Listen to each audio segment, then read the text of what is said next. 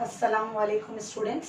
आज हम लोग लॉजिक की एक्सरसाइज 1.5 करने वाले हैं जो कि न्यू टेक्स्ट बुक में पेज नंबर 29 पर है और ये एक्सरसाइज है बेस्ड एप्लीकेशन ऑफ लॉजिक पर। एप्लीकेशन ऑफ लॉजिक की एक्सरसाइज है, यानी लॉजिक का यूज कहाँ पर है इसमें हम देखेंगे। तो लॉजिक का मेन यूज ऐसे सर्किट डायग्राम्स में होता है।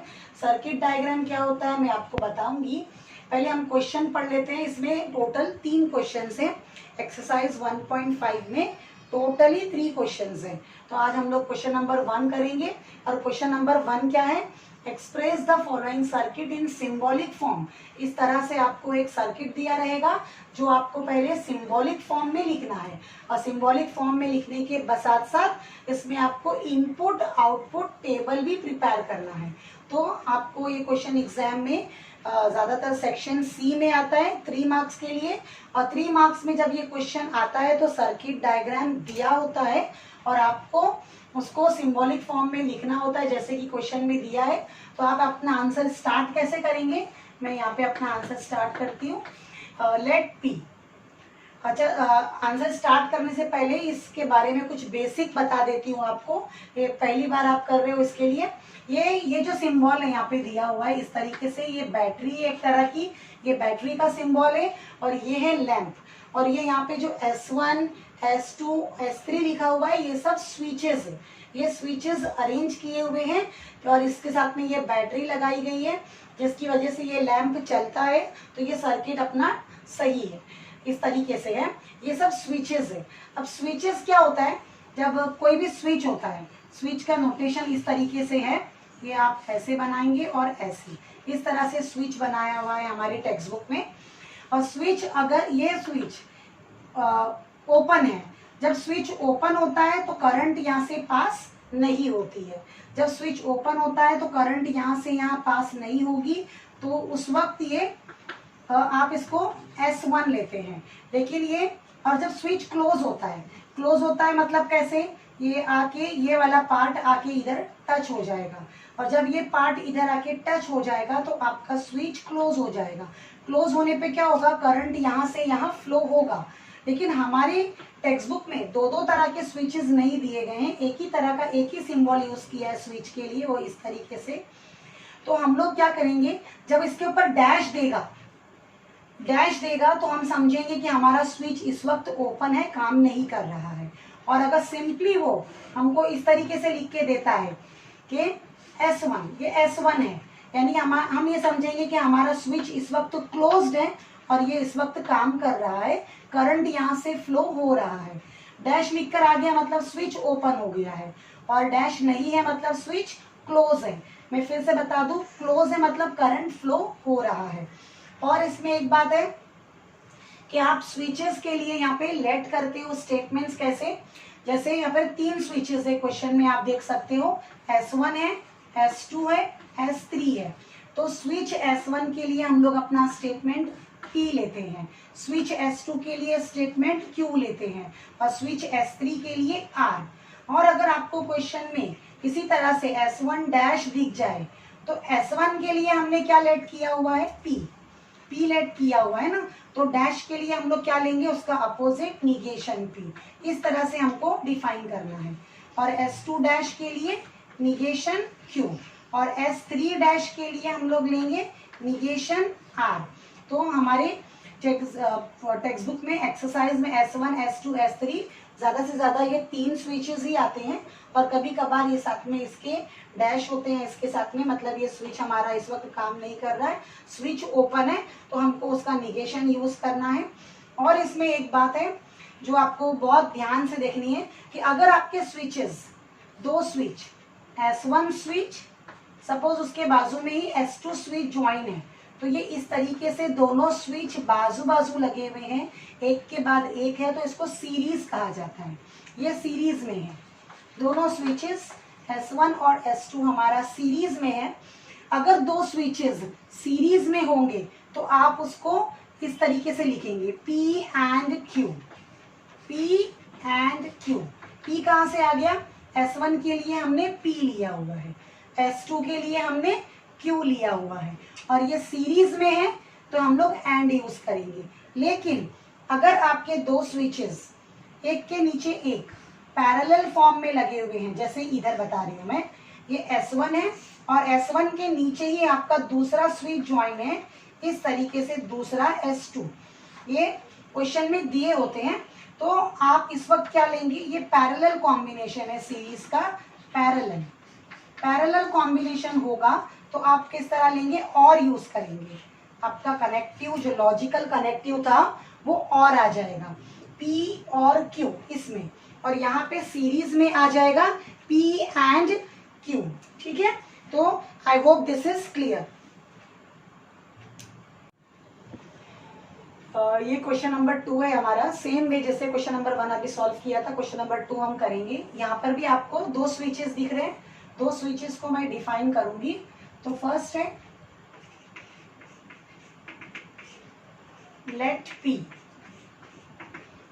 P switch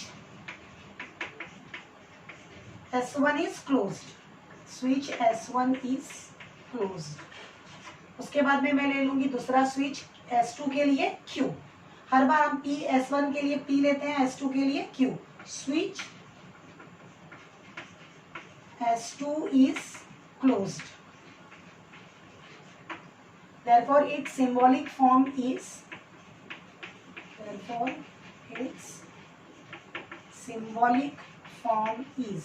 अब इसका सिंबॉलिक फॉर्म क्या होगा, पहले ये दोनों को देखते हैं। S1 और S2 स्विच एक दूसरे के साथ में सीरीज में है, तो मैंने ये S1 के लिए P लिख दिया, S2 के लिए Q लिख रही हूँ, और दोनों सीरीज में है, इसके लिए यहाँ पे एंड आएगा। तो ये हो गया मेरा P एंड Q, कंप्लीट हो गया, ये ऊपर की लाइन कंप्लीट हो गई। अब आप नीचे आते हैं, सॉरी ये S1 dash, this is S1 dash. अगर S1 डैश है तो आपको क्या लेना है, निगेशन P, S1 डैश है तो निगेशन P। उसके बाद में अब ये दूसरे ब्रैकेट की तरफ हम आते हैं, ये S1 के लिए क्या है मेरे पास P, S2 के लिए, और S2 डैश में है, ये भी आप ध्यान दें, यहाँ पे S2 डैश में है, इसके लिए क्या आ जाएगा, निगेशन Q। ये हो गया मेरा।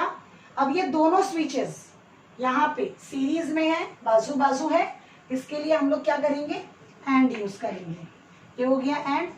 लेकिन ये लाइन, फर्स्ट लाइन और सेकेंड लाइन आपस में, दोनों स्विचेस जो ज्वाइन किए हुए हैं वो आपस में एक दूसरे के साथ पैरेलल है, इसके लिए और यूज होगा।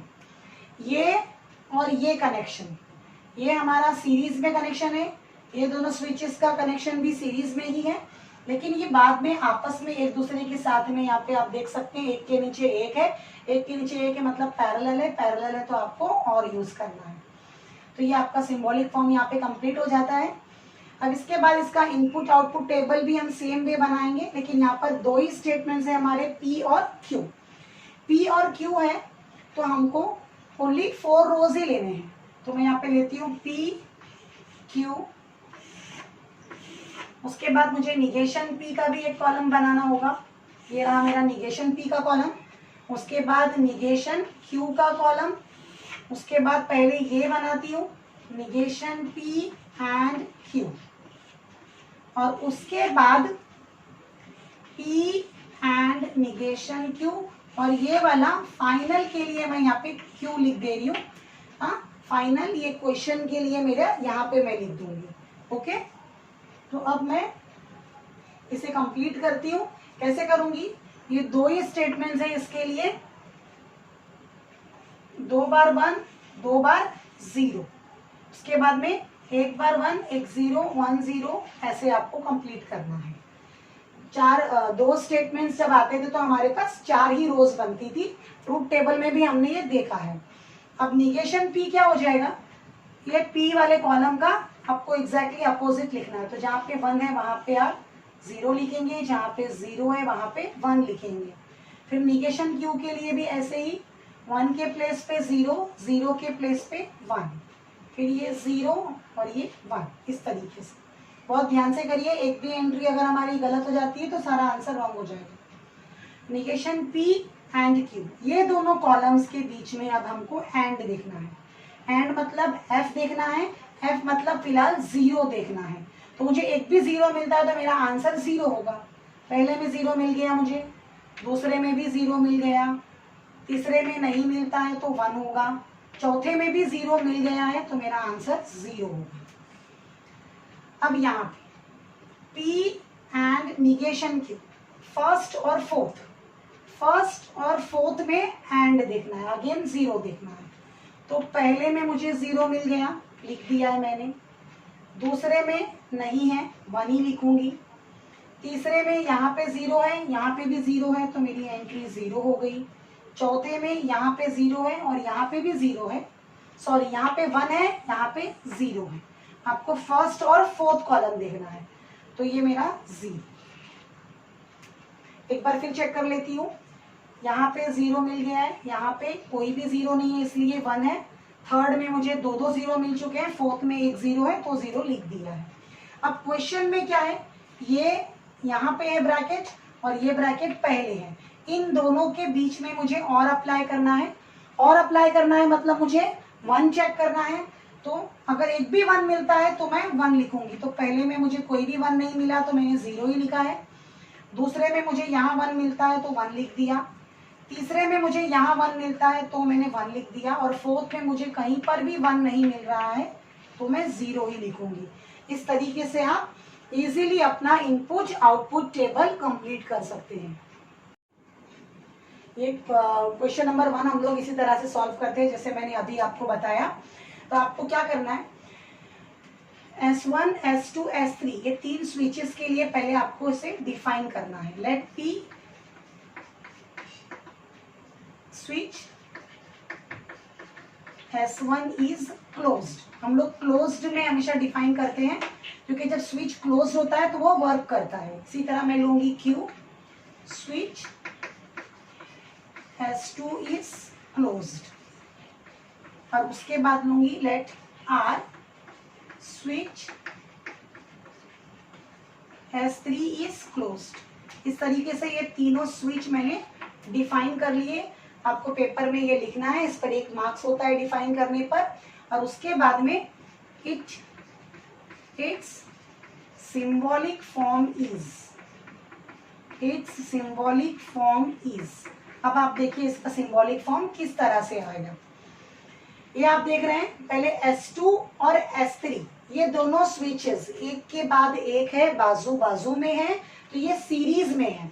जब 2 स्विचेस सीरीज में होते हैं तो हम लोग एंड यूज करते हैं। तो हम लोग पहले ये लेंगे, S2 के लिए Q होता है, S3 के लिए R होता है। तो मैंने यहाँ पे ऐसे ब्रैकेट बना लिया। S2 के लिए मैंने Q लिखा है और S3 के लिए मैं R लिख रही हूँ। दोनों स्विचेस बाजू बाजू में है यानी सीरीज में है, तो इनके बीच में मैंने एंड यूज कर लिया। ओके, यानी ये नीचे का बाद का पार्ट हो चुका है। अभी स्टार्टिंग का पार्ट हमारा करना बाकी है। S1 स्विच मैंने इधर ज्वाइन नहीं किया है। आप देख सकते हैं कि S1 स्विच S2 और S3 के साथ में पैरेलल है। पैरेलल है मतलब क्या आएगा, और आएगा। तो ये मैंने और के लिए इस तरह से सिंबल डाल दिया और S1 के लिए क्या आ जाएगा मेरा P। तो ये S1 के लिए है और ये S2 S3 के लिए है। S2 S3 दोनों सीरीज में थे, इसके लिए एंड आया है। लेकिन ये दोनों के साथ में हमारा S1 स्विच पैरेलल है, इसके लिए और आ गया। तो ये आपका सिंबॉलिक फॉर्म है। एग्जाम में यहाँ तक आपको पूरा 1 मार्क मिलेगा। डिफाइन करना है, साथ में सिंबॉलिक फॉर्म भी लिखना है। अब हमको इसके साथ में इनपुट और आउटपुट टेबल भी लिखना है। इनपुट और आउटपुट टेबल क्या होता है, जैसे हमने ट्रूथ टेबल बनाया था, ये बिल्कुल वैसे ही होता है। तो इनपुट आउटपुट टेबल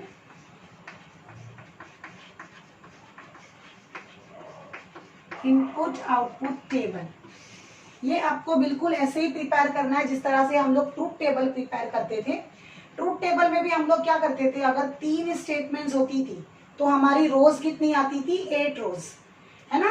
तो उसी तरह से हमारा यहाँ पे भी 3 स्टेटमेंट्स होने की वजह से 8 रोज आएगी मेरी। P Q R ये 3 स्टेटमेंट्स हैं। उसके बाद में आप इस सिंबॉलिक फॉर्म को देखते हुए अपना आगे का टेबल कंप्लीट करेंगे। पहले मैं क्या लूंगी, Q and R, Q and R, ये पार्ट पहले कंप्लीट करूंगी, फिर उसको ज्वाइन किससे करूंगी, P से, P और Q एंड R, इस तरह से ज्वाइन कर। ओके, तो ये 8 रोज आनी चाहिए मेरी। देखते हैं, 1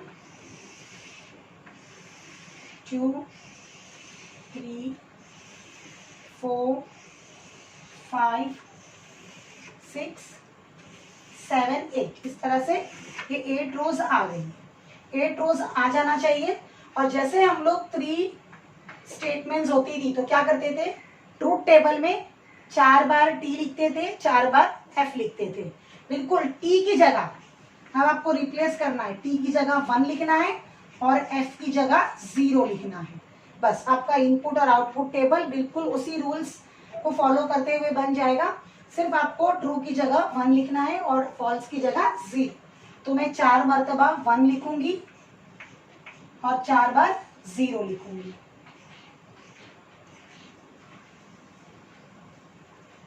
चार बार 1 लिखूंगी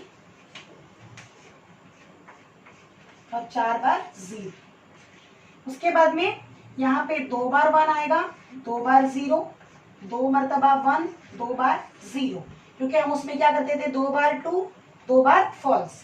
और आर में हम लोग 1 बार ट्रू, 1 बार फॉल्स। तो यहाँ पे 1 0 1 0 1 0 1 0।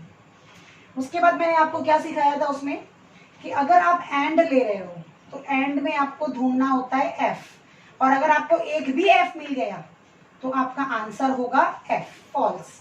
और अगर आपको एक भी एफ नहीं मिलता है तब आपका आंसर एफ नहीं हो सकता। यानी आपको यहाँ पे क्या ढूंढना है, एंड में 0।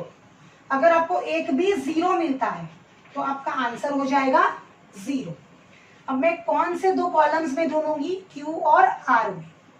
क्यू और आर में पहले रो में देख रही हूँ तो कोई भी 0 नहीं है, तो मेरा आंसर 0 नहीं हो सकता, मेरा आंसर 1 होगा। देखिए फिर ध्यान रखिए, अगर मैं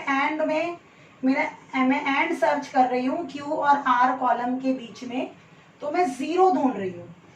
एंड में मुझे 0 ढूंढना होता, एक भी 0 मिलेगा तो मेरा आंसर 0 होगा, लेकिन अगर नहीं मिलता है तो नहीं होगा। देखिए यहाँ पे एक 0 मिल रहा है तो मेरा 0 आंसर है, यहाँ पे 1 मिल रहा है तब भी 0 है, यहाँ पे भी 0 है, यहाँ पे नहीं मिल रहा है तो मेरा आंसर 1 ही होगा। यहाँ पे ये 0 है, यहाँ पे भी 0 है और यहाँ पे भी 0। आपको 0 ढूंढना है, क्योंकि हम एंड है तो एफ ढूंढते हैं, एफ यानी 0 है इधर, तो आपका आंसर 0 होगा। अब आप क्या करेंगे, ये कॉलम क्यू एंड आर वाला कॉलम, ये मैंने यहाँ पे ऑलरेडी बनाया हुआ है, ये कॉलम को आपको और ज्वाइन करना है फर्स्ट कॉलम के साथ। यानी अब आप क्या देखेंगे, फर्स्ट कॉलम की एंट्री और यहाँ से इस कॉलम की एंट्री। और में हम लोग क्या ढूंढते हैं, ट्रू। और में हम लोग ढूंढते हैं ट्रू। अगर आपका आंसर एक भी ट्रू मिलता है तो आप ट्रू लिख देते हैं, लेकिन अगर आपका आंसर ट्रू नहीं होता है तो आप ट्रू नहीं लिखते हैं, क्या लिखते हैं, एफ। ओके, ट्रू ढूंढना है आपको। अब यहाँ पे ट्रू को मैंने रिप्लेस किससे किया है, 1 से, यानी 1 आप और में क्या ढूंढेंगे, 1। एक भी 1 मिलता है तो आप 1 लिखेंगे। तो ये पहला कॉलम में यहाँ पे भी 1 है, इधर भी 1 है, तो मेरा आंसर 1 आ गया। यहाँ पे इधर 1 है, इधर 1 है, इधर 1 है, तो ये 4 एंट्रीज मैंने 1 1 वाली फिल कर दी, क्योंकि वहाँ पे 4 पहले 1 थे, है ना, तो ये 1 आ गए। अब उसके बाद ये 4 0 है, 0 मुझे ढूंढना नहीं है, मुझे 1 ढूंढना है। अब यहाँ पे देखती हूँ, इधर 1 है, 1 लिख दिया, बाकी यहाँ पर भी कहीं भी 1 नहीं है, इधर भी 1 नहीं है, तो मेरी सारी एंट्रीज का आंसर 0 होगा। इस तरीके से आपको अपना इनपुट आउटपुट टेबल प्रिपेयर करना है। ये बहुत सिंपल है, सिर्फ ट्रू की जगह 1 डालना है और फॉल्स की जगह 0। यहाँ पे क्वेश्चन नंबर 3 और क्वेश्चन नंबर 4 मैंने बना दिया है, सर्किट डायग्राम्स इसके। आपको इसमें भी बिल्कुल क्वेश्चन नंबर 1 एंड 2 की तरह पहले पी क्यू आर डिफाइन करना है। पहले आप पी क्यू आर हर क्वेश्चन में डिफाइन करेंगे, और अगर उसमें डैश है तो उसको आपको डिफाइन करने का वो जरूरत नहीं है। पी क्यू आर 3 स्विचेस से डिफाइन करना, इट्स इनफ। आप इसके बाद क्या लिखेंगे, symbolic form, it's symbolic form is अब सिंबॉलिक फॉर्म इसका क्या आ जाएगा, बहुत ध्यान से करना है, ये थोड़ा सा कॉम्प्लिकेटेड होते जा रहा है। अभी पहले आप इस सर्किट पे ध्यान दीजिए, ये इतना एक लूप भी कहलाता है, ऐसे लूप कहते हैं। तो पहले आप ये लूप पे ध्यान दीजिए, जो ये क्लोज हो रहा है रेक्टेंगल हमारा, तो ये S2 डैश है और ये S3 है। S2 डैश के लिए हम लोग क्या यूज करते हैं, निगेशन Q। ये मैंने निगेशन Q ले लिया। निगेशन Q S3 के साथ में पैरेलल है, पैरेलल है तो हम लोग क्या यूज करेंगे, और ये आ गया मेरा R। इस तरीके से ये लूप कंप्लीट हो गया, ये रेक्टेंगल कंप्लीट हो गया, तो मैंने अपना ये राउंड ब्रैकेट इधर कंप्लीट किया। अब ये रेक्टेंगल S1 स्विच के साथ में सीरीज में है, आप देख रहे हैं कि पूरा रेक्टेंगल S1 स्विच के बाजू में है, तो S1 स्विच के बाजू में है, सीरीज में है, इसके लिए एंड यूज करूंगी, और S1 स्विच के लिए P यूज करूंगी। तो ये मैंने P लिया है, यहाँ पे एंड है, और ये रेक्टेंगल कंप्लीट हुआ है, उसके लिए ये राउंड ब्रैकेट, मतलब ऊपर का पार्ट हम कंप्लीट कर चुके हैं। उसके बाद अब आपको यहाँ पे नीचे के पार्ट पे ध्यान देना है। नीचे क्या है इधर, S2 डैश। S2 डैश क्या होगा हमारा, देखिए S2 डैश और S3 डैश ये दोनों भी आपस में सीरीज में है, सीरीज में है तो एंड यूज होगा। तो आप कैसे यूज करेंगे, निगेशन Q S2 डैश के लिए, और सीरीज में है इसके लिए एंड आएगा, S3 डैश के लिए आ जाएगा मेरा निगेशन R। अब ये दोनों स्विचेस ऊपर के इतने पूरे पार्ट के साथ में पैरेलल में थे, तो यहाँ पैरेलल में थे, इसके लिए हमने और यूज किया है। ठीक है, आप धीरे धीरे थोड़ा थोड़ा पहले करने की कोशिश करिए, आपको आएगा। It's require a little practice. उसके बाद ये आपका सिंबॉलिक फॉर्म कंप्लीट होने के बाद में आपको फिर से इसका एक इनपुट आउटपुट टेबल बनाना है, इनपुट आउटपुट टेबल। उसी तरीके से अगर ये 3 है PQR तो 8 रोज वाला आएगा, जो कि मैंने पहले क्वेश्चन में बताया था, बिल्कुल उस तरीके से आप बनाएंगे, आपको आ जाएगा। अब हम क्वेश्चन नंबर 4 देखते हैं। क्वेश्चन नंबर 4 में हमारे पास 3 स्विचेस इधर भी है, S1 S2 और ये रहा S3। अगेन आपको डिफाइन करना है, हर क्वेश्चन में डिफाइन करना है। Let P this Q this R S3 is closed. Again it's symbolic form is, symbolic form क्या आ जाएगा इसका, बहुत ध्यान से बनाते हैं। इसमें हमारे पास 2 रेक्टेंगल्स है, 2 रेक्टेंगल्स के बीच में एक स्विच S2 ज्वाइन है। तो पहला रेक्टेंगल के लिए मैं ये राउंड ब्रैकेट बनाऊंगी, पहले रेक्टेंगल के लिए ये राउंड ब्रैकेट बना दिया है। S1 के लिए मेरे पास में क्या है P, S2 के लिए Q, ये मैंने P और Q लिख दिए। अब S1 और S2 एक दूसरे के साथ में पैरेलल है तो मैं ये और यूज करती हूँ। उसके बाद में S2 स्विच उनके साथ में सीरीज में जा रहा है, तो ये एंड यूज किया, और S2 के लिए मैंने Q यूज किया। उसके बाद में भी एंड यूज होगा, क्योंकि आगे भी जो रेक्टेंगल है उसके साथ में S2 तो सीरीज में ही है। और फिर आगे के रेक्टेंगल के लिए फिर से मैं राउंड ब्रैकेट बनाती हूँ। S3 किसके लिए है, R। S3 के साथ में S1 स्विच पैरेलल में है, इसके लिए और लिखा, और S1 डैश है ये, S1 डैश के लिए क्या यूज होगा, निगेशन P। इस तरीके से हमारा ये सिंबॉलिक फॉर्म कंप्लीट हो जाएगा। सिंबॉलिक फॉर्म कंप्लीट होगा इधर। आई होप दोनों क्वेश्चंस आपको क्लियर हो जाएंगे। ये क्वेश्चन नंबर 5 और 6 जो कि बोर्ड पे लिखा है मैंने, आपको इसमें भी सेम PQR डिफाइन करना है। लेट Q और R इस तरह से डिफाइन करने के बाद में सिंबॉलिक फॉर्म लिखना है। तो सिंबॉलिक फॉर्म ही लिखने में थोड़ा बच्चों को प्रॉब्लम आती है, जो मैं बता रही हूँ। आपको क्या करना है, पहले ये रेक्टेंगल कंप्लीट करना है। रेक्टेंगल कंप्लीट करना है मतलब आप राउंड ब्रैकेट लेंगे। S1 के लिए हम लोग यूज करते हैं P, S1, ये S2 और ये S3।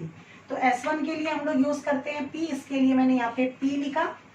अब ये S1 स्विच के साथ S2 डैश पैरेलल में है, पहले मैं S2 डैश के लिए यूज करूंगी निगेशन Q, और पैरेलल में है इसके लिए ये और होगा। मतलब ये फर्स्ट रेक्टेंगल कंप्लीट हुआ, तो यहाँ पे हमारा पहला राउंड ब्रैकेट भी कंप्लीट हो गया। उसके बाद हम लोग एक और ब्रैकेट बनाएंगे, क्योंकि ये दोनों स्विचेस क्या है मेरे सीरीज में है। तो S1 के लिए मैं यूज करूंगी यहाँ पे P, S2 के लिए यूज करूंगी Q, और वो दोनों स्विचेस एक दूसरे के साथ में सीरीज में है, इसके लिए आ गया एंड। अब ये रेक्टेंगल इस स्विच के साथ में पैरेलल था, तो इसके लिए इन दो ब्रैकेट्स के बीच में आएगा और। यहाँ पे मैंने ये कंप्लीट नहीं किया है, ये लैंप हो गई और ये बैटरीज हो गई। इस तरह से आपको स्विच सर्किट कंप्लीट दे के आता है पेपर में। ये आपका सिंबॉलिक फॉर्म हो गया। अब इसके बाद आप क्या बनाएंगे, इसका इनपुट आउटपुट टेबल बिल्कुल सेम जो पीछे क्वेश्चंस में मैंने बताया आपको, बिल्कुल उसी तरह से बनाना है। नेक्स्ट क्वेश्चन है क्वेश्चन नंबर 6, और ये इस एक्सरसाइज में क्वेश्चन नंबर 1 का लास्ट क्वेश्चन है। आज हम लोग यहीं तक करने वाले हैं, ठीक है। तो ये मेरा लास्ट क्वेश्चन है। पहले हम लोग ये रेक्टेंगल कंप्लीट करते हैं। एक रेक्टेंगल कंप्लीट कर रही हूँ तो एक राउंड ब्रैकेट S1 के लिए P यूज किया। इसमें भी आपको डिफाइन करना है, वो सब आपको हर क्वेश्चन में करना है। Let P switch S1 is closed, let Q switch S2 is closed, और R के लिए आप लेंगे late switch S3 is closed. ऐसे आपको डिफाइन करना है हर क्वेश्चन में। उसके बाद लिखना है एक सिंबॉलिक फॉर्म इज, ऐसे सिंबॉलिक फॉर्म लिखना है। सिंबॉलिक फॉर्म के बाद मैं आपको सिर्फ सिंबॉलिक फॉर्म ही बता रही हूँ। ये हो गया मेरा P, पैरेलल में है एक दूसरे से, इसके लिए और यूज किया है, S2 के लिए Q। अब एक और bracket, round bracket second rectangle के लिए। S2 है इधर, ये S2 है, S2 के लिए आ जाएगा Q, S3 के लिए R, S2 S3 भी एक दूसरे के साथ पैरेलल में है, इसके लिए और। अब ये रेक्टेंगल और ये रेक्टेंगल एक दूसरे से सीरीज में ज्वाइन है, बाजू बाजू है ना, तो इधर एंड आएगा। फिर लास्ट का रेक्टेंगल अभी बाकी है, तो ये मेरा राउंड ब्रैकेट S3 के लिए R, S1 के लिए P, और ये दोनों एक दूसरे के साथ में पैरेलल में है, इसके लिए बीच में और यूज किया है। अब अगेन ये रेक्टेंगल और ये रेक्टेंगल आपस में सीरीज में ज्वाइन है, बाजू बाजू है, इसके लिए बीच में आ जाएगा एंड। तो यहाँ पे ये आपका सिंबॉलिक फॉर्म कंप्लीट होता है। सिंबॉलिक फॉर्म कंप्लीट होता है। आपको क्या करना है, ये पूरे क्वेश्चंस प्रैक्टिस करने हैं, अच्छे से सिंबॉलिक फॉर्म लिखने की प्रैक्टिस करनी है। हर क्वेश्चन में इनपुट आउटपुट टेबल भी बनाना है। हम लोग नेक्स्ट टाइम क्वेश्चन नंबर 2 करेंगे।